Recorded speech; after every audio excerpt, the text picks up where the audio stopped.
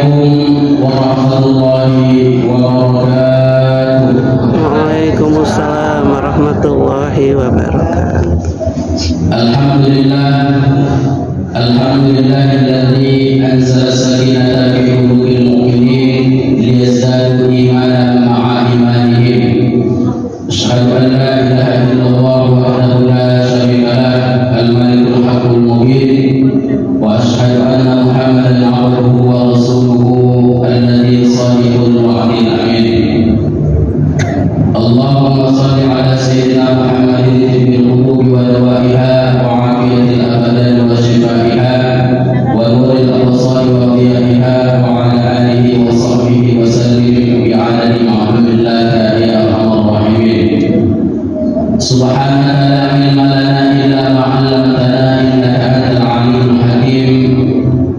Rabbi yassir wa la tu'assir, Rabbi tammim bil khair, wa la hawla wa la quwwata illa billahil aliyyil azim. Allahumma la sahla illa ma ja'altahu sahla, wa anta taj'alul hazna idza syi'ta sahla.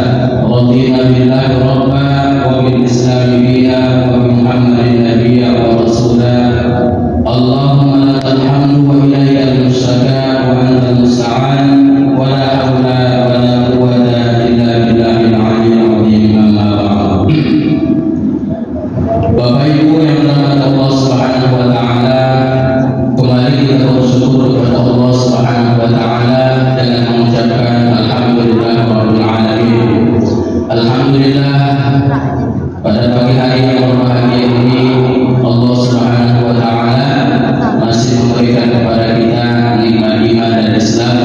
Alhamdulillah masih bisa kita datang ke masjid ini dalam rangka melaksanakan aktivitas ibadah salat subuh berjamaah dan dilanjutkan dengan kajian subuh. Mudah-mudahan kata Nabi, man hadara majalisan min majalisil khair fi Ramadan kataballahu lahu bi kulli qadamin ibadati sanatin. Orang yang hadir di majelis yang baik di bulan Ramadan, kata Allah lahu bi kulli qadamin, Allah Ta'ala catat setiap langkahnya ibadah sanatin, ibadah satu tahun. Begitulah Bapak Ibu luar biasanya fadilah bulan Ramadan. Apapun aktivitas kita dilipat gandakan Allah Subhanahu wa taala pahalanya. Ini terdapat dalam kitab Qawaid al-Mukhtarah. Kemudian salawat dan salam mari sama-sama kita hadiahkan kepada baginda Rasulullah sallallahu alaihi wasallam dengan mengucapkan Allahumma shalli ala sayyidina Muhammad wa ala ali sayyidina Muhammad. Bapak Ibu, ada namanya Syekh Ali Jum'ah, Mufti Mesir. Dalam salah satu kitab beliau mengatakan semua ibadah itu ihtimal.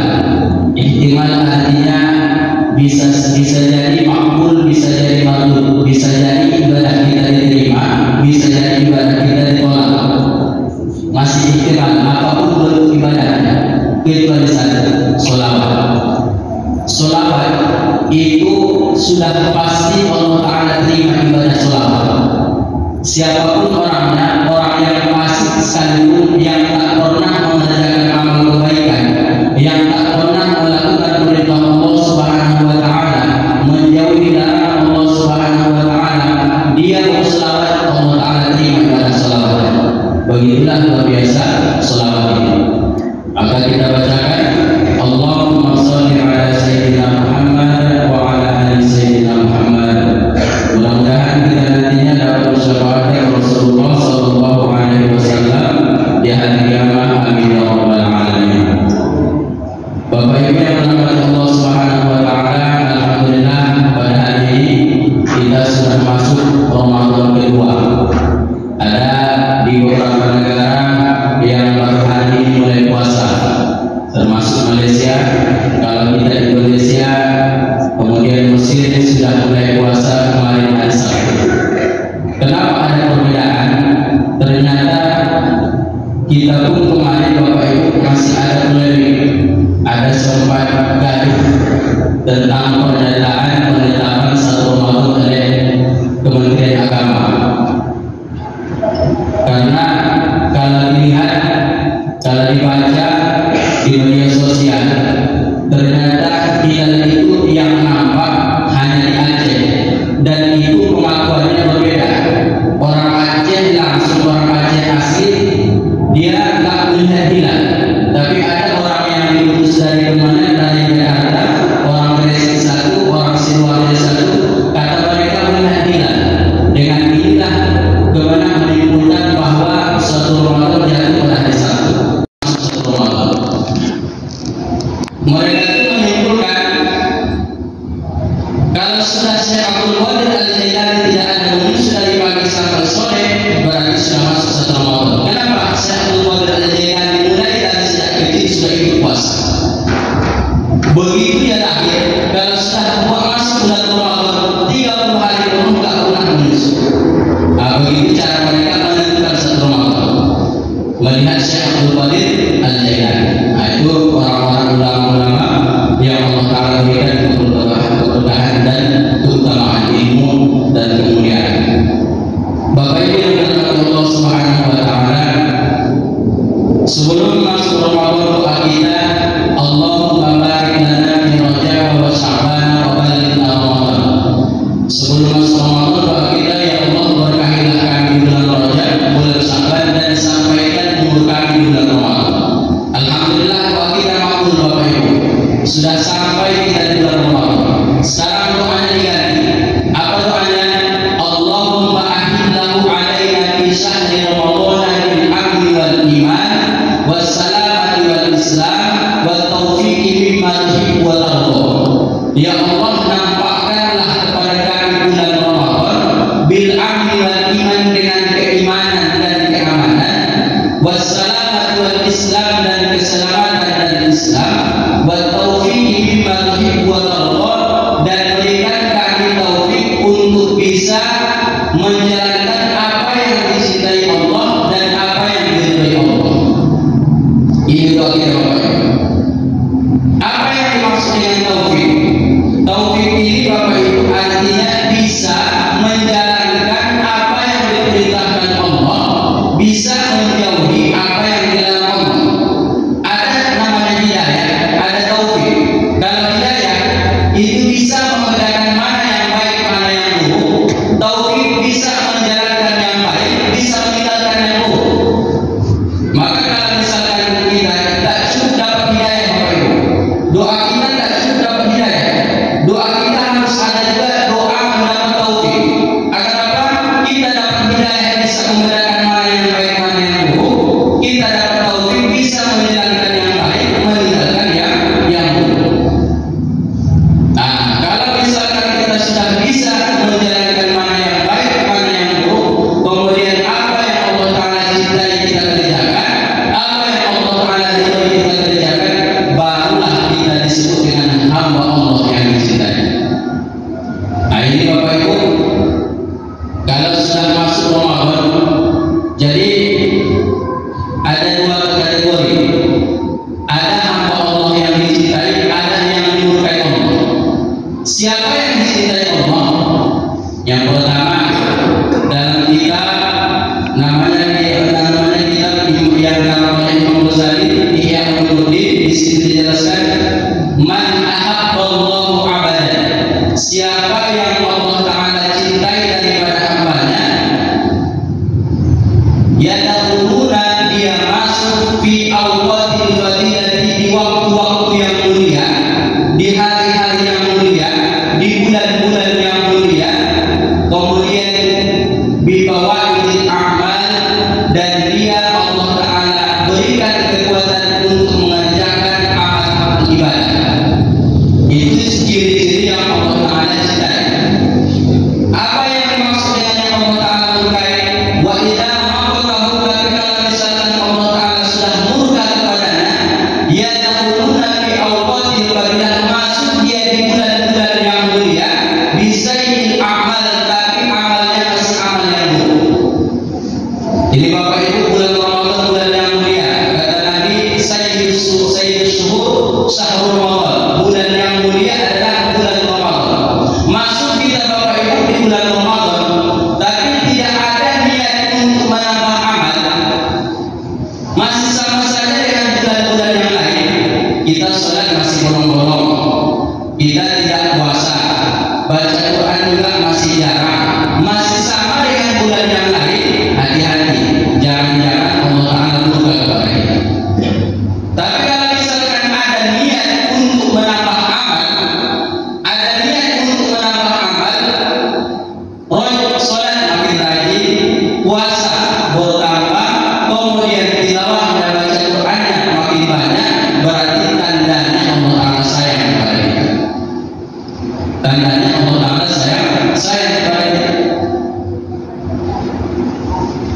Min alamatil a'radi subhanahu wa ta'ala, karena orang yang Allah Ta'ala jauh darinya.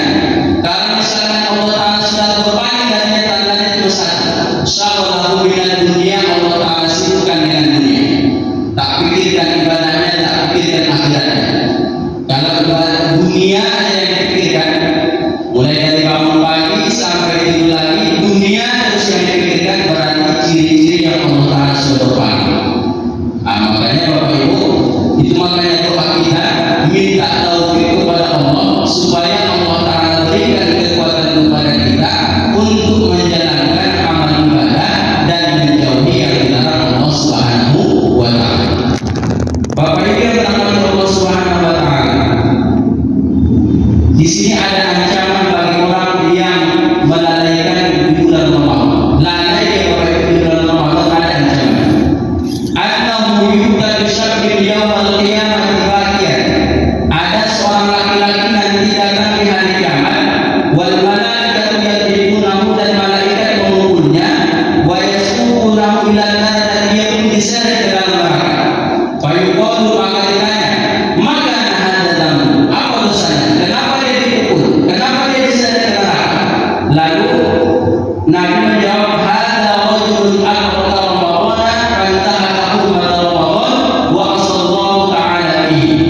ini laki-laki masuk dia di bulan Ramadan, berjumpa dia di bulan Ramadan, tapi dia mengotori kehormatan bulan Ramadan. Wa sallallahu, dan dia berbuat maksiat di bulan Ramadan. Wa yuqalu subhanahu wa ta'ala, celaka orang ini dan jauh dari rahmat Allah. Ini ancaman pertama. Yang kedua, ancamannya orang yang sengaja tidak berpuasa. Man afṭara yawman min Ramadan, orang yang membatalkan puasa, orang yang tidak berpuasa satu hari saja di bulan Ramadan tanpa ada unsur yang Allah Ta'ala berikan, tidak ada unsurnya, bukan sakit, dia bukan bepergian, kemudian bukan karena tua, bukan karena menyusui, bukan karena haid, tidak ada unsurnya, sengaja ditinggalkan puasa.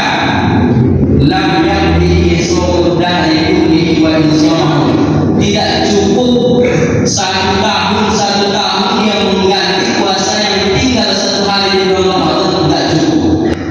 Begitulah Bapak Ibu, luar biasanya bahaya dan ancaman bagi orang yang melalaikan di bulan Ramadan. Maka intinya Bapak Ibu apa? Kita berdoa kepada Allah Subhanahu wa Ta'ala, Allah Ta'ala berikan kekuatan kepada kita untuk menjalankan amal ibadah di bulan Ramadan. Amin ya rabbal alamin. Bapak Ibu yang dirahmati Allah Subhanahu wa Ta'ala, karena luar biasa banyaknya Bapak Ibu fadilah bulan Ramadan.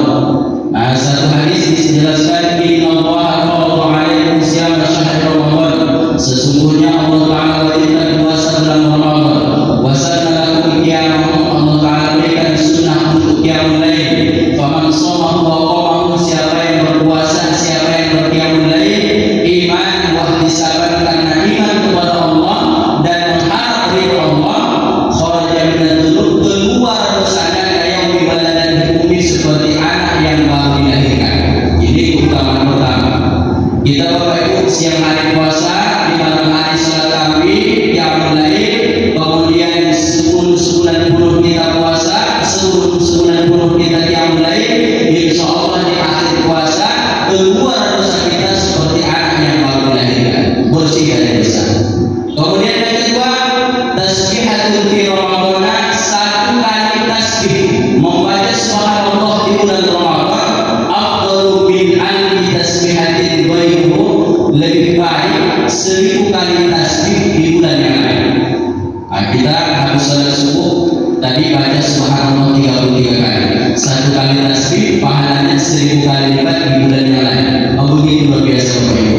Maka keutamaan ini sangat kita harapkan, dan kita tidak mampu melaksanakan ini kecuali ada pertolongan dari Allah Subhanahu wa Ta'ala.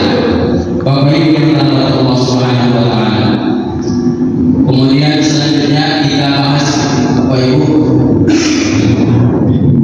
surah Al-Baqarah ayat 183 yang sering kita baca. Bismillah.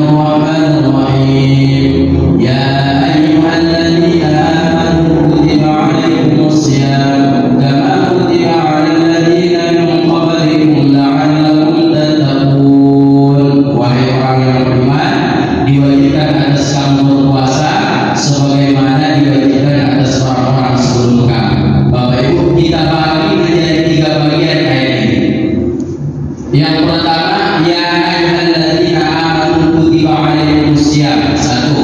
Yang kedua, kutiba 'alal ladzina min qablikum. Dua. Yang ketiga, la'allakum tattaqun.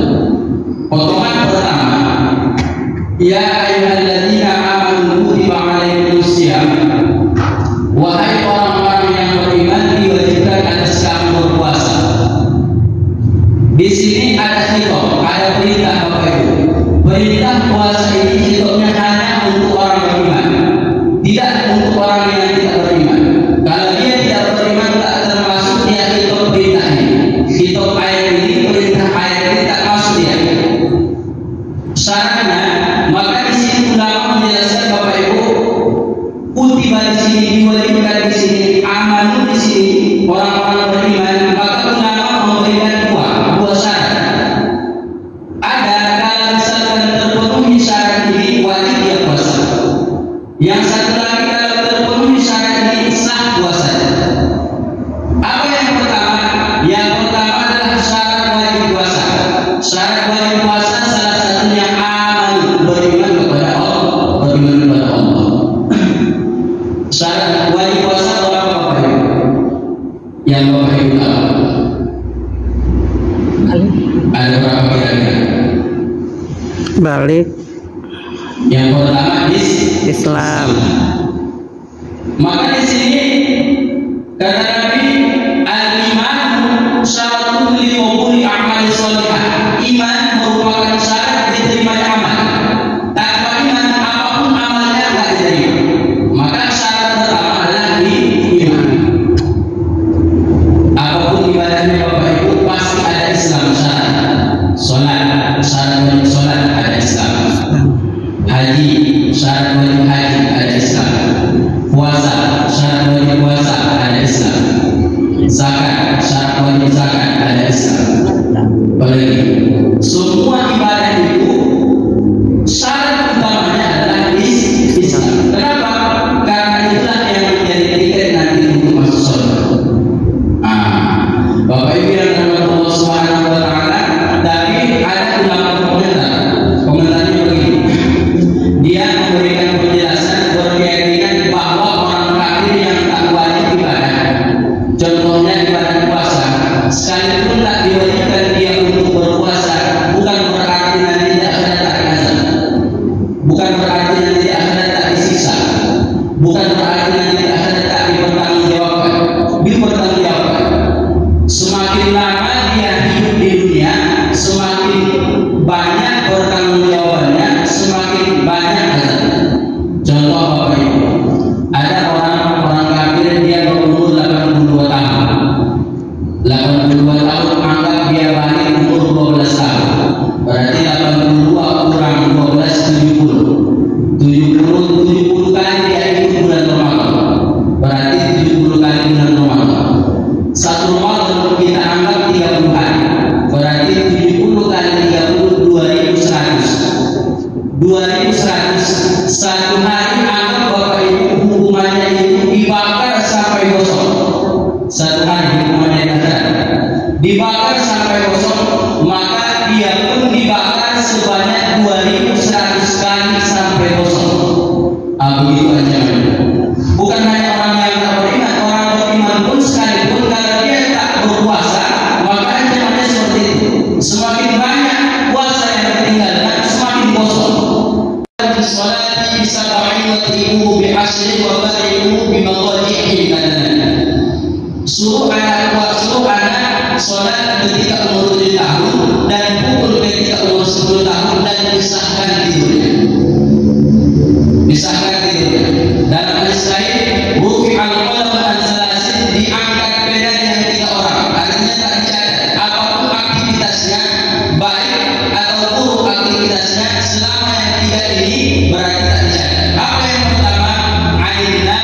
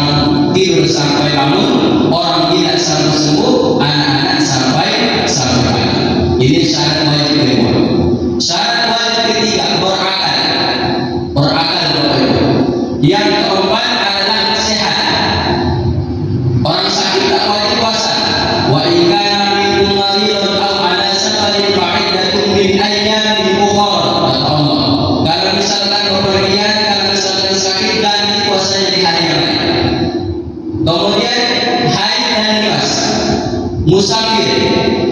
Musafir tak wajib berpuasa, maka ini yang tak wajib.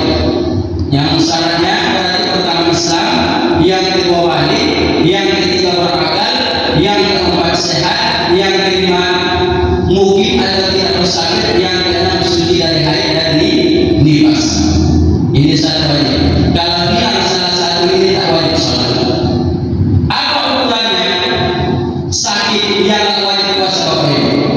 Ukuran sakit yang wajib, yang tidak wajib puasa, kalau misalkan sakitnya itu, kalau dia puasa bertambah sakitnya, makin parah sakitnya, berarti tidak wajib puasa. Maka di sini ada di sini yang dapat bayar fidyah, ada yang tak bayar fidyah. Contoh, orang sakit, kalau sakitnya masih ada harapan untuk sembuh, tak wajib bayar fidyah, hanya mengganti.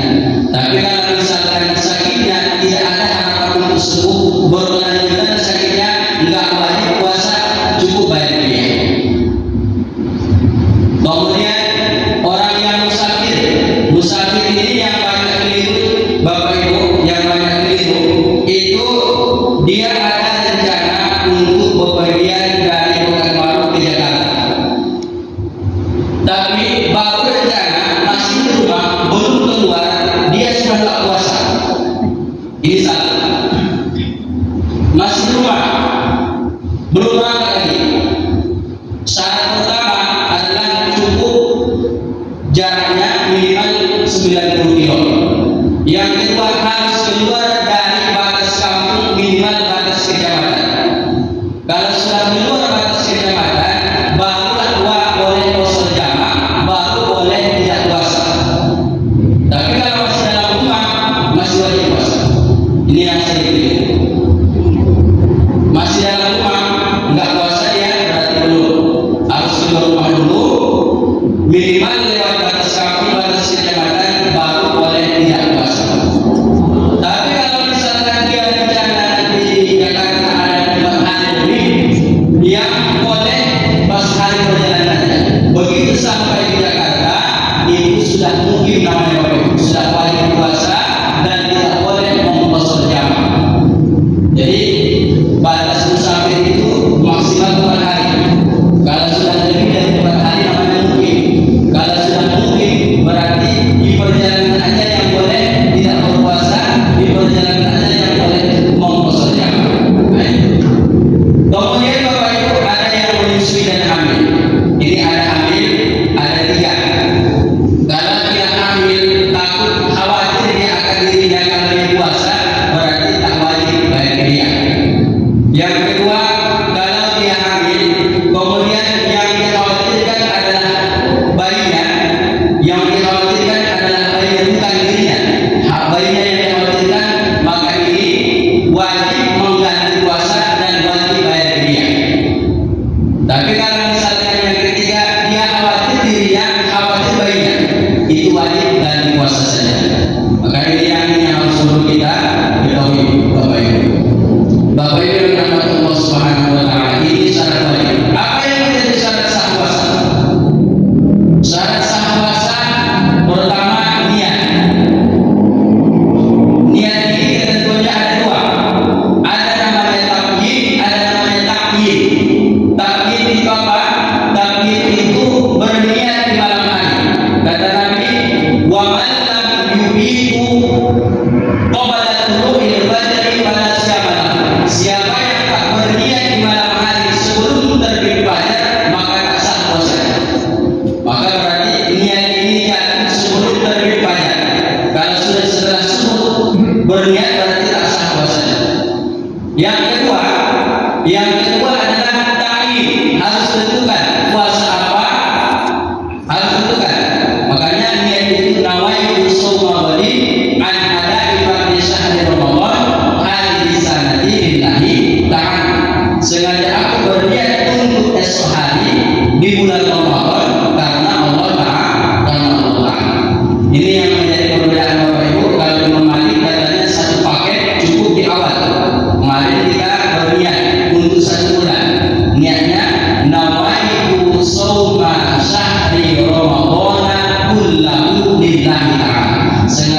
berniat puasa sebulan penuh karena Allah. Ada dua niatnya. Imam Malik katanya niatnya cukup satu kali itu sebulan di awal puasanya. Imam Syafi'i katanya harus setiap hari berniat. Kita pakai dua-duanya, kita pakai dua-duanya. Di awal kita berniat untuk puasa satu bulan, kemudian tiap hari kita berniat juga untuk puasa setiap hari. Imsak ini artinya menahan dari hal-hal yang membatalkan puasa, mulai dari terbit fajar sampai terbenam matahari. Yang ini Bapak Ibu yang harus perlu kita perhatikan membatalkan puasa. Yang pertama, mulut. Keluar semuanya sesuatu yang masuk ke dalam mulut yang disengaja batal puasa, apapun bentuknya, kecuali tidak sengaja lupa. Man akala nasiyan wa huwa shaim, siapa yang lupa kemudian dia makan sedang dia dalam keadaan puasa, falyutimma shaumahu, sempurnakan puasa, fa innahu at'amallahu wa saqahu, karena itu makanan dan minuman dari Allah katakan.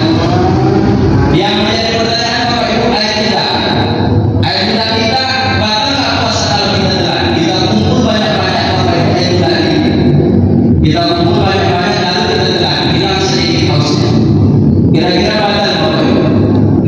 Tiga ketentuan. Kalau syarat ini tentu tidak batal, tapi hilang salah satu tiga batal. Apa yang pertama? Ludah sendiri. Yang kedua, belum bercampur dengan yang lain. Kalau sudah bercampur dengan korban lalu kita telan, batal puasa. Kalau bercampur dengan uang kita telan, batal puasa. Yang ketiga adalah belum keluar dari mulut, masih di mulut. Kalau sudah keluar dari mulut lalu kita ambil, itu batal puasa. Yang kedua adalah hidung, masuk sesuatu ke hidung Bapak Ibu, rongga hidung ini. Kalau misalkan kita masukkan air, ujung hidung itu bisa tersengat kita kalau misalkan masuk. Kalau orang bilang sedot luntah di sini, itu berarti kalau sudah lewat itu batal puasa. Telinga lewat, kalau misalkan ini paling minimal itu kelingking masukkan ke dalam telinga, ujung itulah yang ujung telinga yang batal. Kalau sudah lewat itu sudah batal. Bapak Ibu yang dirahmati Allah Subhanahu wa taala, yang selanjutnya adalah jima, bersetubuh di siang hari. Orang yang bersetubuh di siang hari hukumnya ada lima. Yang pertama, batal puasanya. Yang kedua berdosa. Yang ketiga, wajib dia menahan, tidak boleh makan dan minum sampai berbuka walaupun tidak puasa. Yang keempat, wajib bayar kifarah. Apa kifarahnya? 3 urutannya Bapak Ibu. Urutan ini tidak boleh dilangkahi. Yang pertama, memerdekakan budak. Budak sekarang nggak ada budak sekarang. Budak yang ada zaman Nabi. Tak dapat budak. Yang kedua, berpuasa 2 bulan berturut-turut. Sanggup puasa Bapak Ibu 2 bulan berturut-turut? Kemudian yang ketiga, tak sanggup berpuasa 2 bulan berturut-turut, memberi makan 60 orang miskin. Ini terjadi di zaman Nabi. Puasa kita dengan puasa orang-orang sebelumnya, kita disunahkan makan sahur Bapak Ibu. Sunnah makan sahur itu salah satu lain hasan bin abad, ada 3 yang tak dihisab. Yang pertama, akhlak sahur, makan sahur. Ternyata makan sahur apa yang kita makan, kolak yang kita makan waktu sahur, nanti ada tak dihisab, tak ditanya. Dari mana dapat kolaknya? Tak ditanya. Dari mana dapat nasinya? Dari mana uangnya? Tak ditanya. Begitulah keberkahan makan sahur. Maka Nabi jangan tinggalkan sahur walau hanya seteguk air. Bapak Ibu yang dirahmati Allah Subhanahu wa taala, inilah sedikit yang bisa dapat saya sampaikan. Kesimpulannya, tetap kita dalami tentang ilmu puasa supaya kita tidak terjerumus pada hal-hal yang membatalkan puasa. Kita tutup dengan doa kafaratul majelis. Subhanallahumma wa bihamdika, asyhadu an la ilaha illa anta, astaghfiruka wa atubu ilaik. Assalamualaikum warahmatullahi wabarakatuh.